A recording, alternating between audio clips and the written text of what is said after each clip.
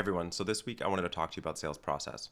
So first, wanted to hit you with the question is, what does your agency's sales process look like? Maybe it's that you have been in your agency for a number of years and you haven't really defined it, and every single client is managed a bit differently. Every prospect is managed a bit differently, and this is typically the case for a lot of agencies. In fact, 79% of agencies actually do not have a defined sales process, and they actually manage every single prospect a bit differently, which ultimately leads them to having different price, varied results, and realistically speaking, not really having a clear understanding of ultimately when and how they're going to be able to convert prospects into paying clients. So the thing that happens quite a lot is that you're not able to calculate and have a clear understanding of how you're growing. By not having a defined lead generation system or process, you're kind of just waiting for people to come through the door, be it referrals, be it your network, however it is that you actually go about it, and that you're so incredibly busy actually executing on client work that ultimately speaking, you don't spend any time on business development, which kind of stifles your growth, where you end up being a bit on a hamster wheel where you get a client and then you execute on it. You don't spend any time in BD. You lose a client and then you actively work to actually replace that client. And sometimes you replace them with two clients at half the price, doubling the amount of work, making it even harder for you to be able to spend time in business development. This is a very typical case that I see on how agencies are actually operating. So how do we actually look at how much time are we going to need to spend, even if it's only 30 minutes a day for the course of the next couple of weeks, of making sure that we are going to be spending a specified amount of time on actually generating leads and increasing time over time, allowing for you to be able to spend more time on business development, eventually even having someone come onto the team that allows for you to bring new leads in. And then really having a clear understanding of the pricing methodology when it comes to how you actually bill clients. The thing that is really important here is that the sort of feeling a lot of cases is that you have a larger client that you feel like has more money, so you charge them more. The ones that you feel like can't afford it, you end up reducing the price and hoping that your team can be more profitable or more efficient so that you are profitable, which is realistically speaking setting up you, your team, and even the client for failure, because you're not going to actually really truly be happy with that client, focused on results for them, because you're constantly trying to actually have it be profitable. And you know that that's happening within your organization, and you likely even know which clients are those ones as well. And it's because they were actually sold in at the beginning with the wrong price. And that is a symptom, realistically speaking, of not having enough leads, because you have to sell everyone that comes through the door, because you do not have a regular enough prospecting process to allow for you to be able to be speaking with the people that you need to be able to grow the business. And then ultimately speaking, we end up in a bit of a long sales cycle. In a lot of instances, especially with larger organizations, you end up with a 12 to 18 month sales cycle. Sometimes it's quite a bit shorter when it's in a smaller business, but in a lot of instances, it's plus 30 days from the point that they initially raise their hand to the point that they actually engage with you. And you have a number of conversations, not really being able to define things, and ultimately not providing a time limit to the amount of time that they actually are able to engage with you, or the amount of time that it's going to take for you to onboard. So you're kind of always rushing and feeling you have to be able, in order to be able to truly grow. And it causes quite a significant amount of pressure on you to be able to do that.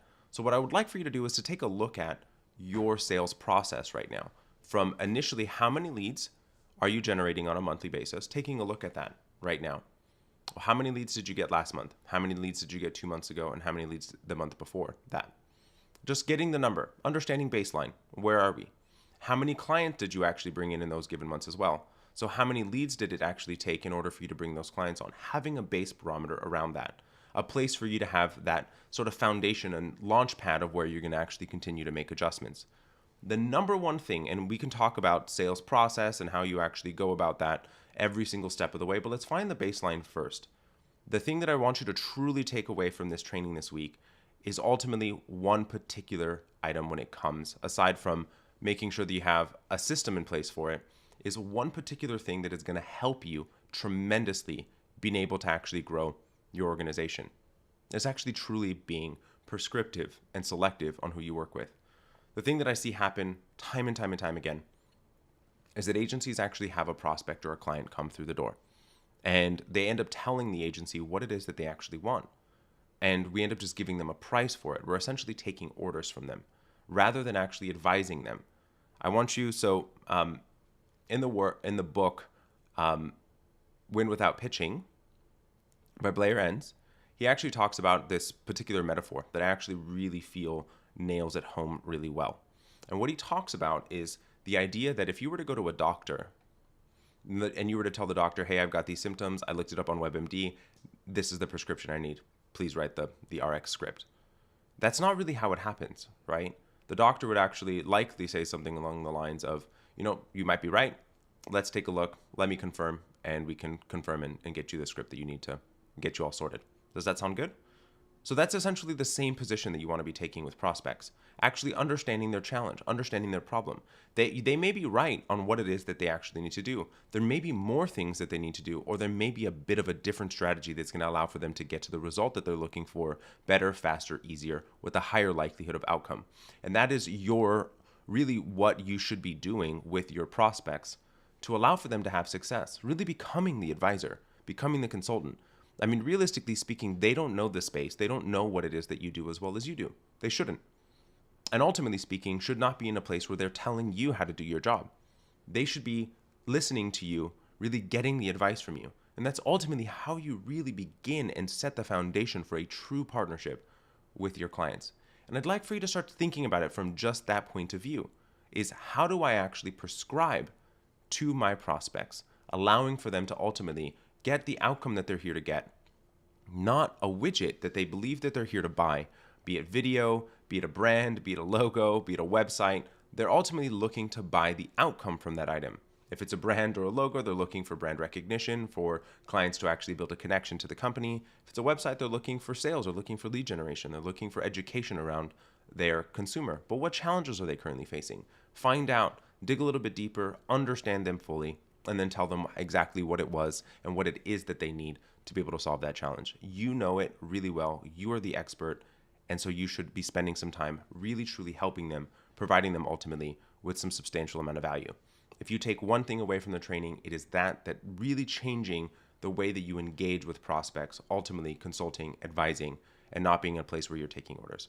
I hope that this was insightful and helpful. If you have any questions about how to even go about doing that, or some specific examples of clients that you have or prospects that you've been talking to on how you can adjust the conversation that you're having, or even maybe reset existing client conversations, feel free to comment below or DM us any questions that you have. We're absolutely always happy